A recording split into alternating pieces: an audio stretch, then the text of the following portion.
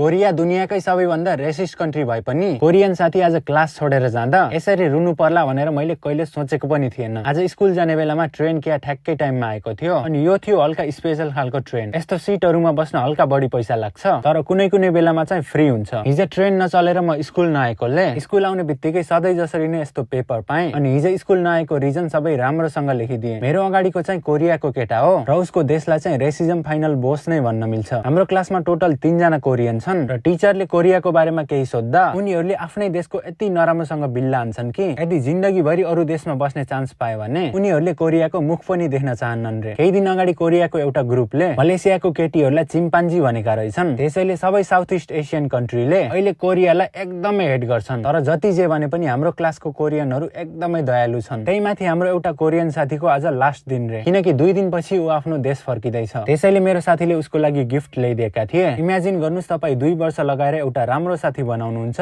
तर तपाईले अब उसलाई कहिले पनि देख्न पाउनुहुने छैन। त्यही सम्झेर मेरो साथी क्या नमजाले रोइरहेका थिए र म पनि एउटा फोटो खिचाएर लागे घरतिर। अफकोर्स साथी बनाउन एकदमै सजिलो छ तर कुनै कुनै साथीहरू यति स्पेशल हुन्छन् नि उनीहरूलाई जति चाहे पनि भुल्नै सकिँदैन। प्लिज मलाई फलो गर्नु होला, म सबैलाई फलो ब्याक दिनेछु।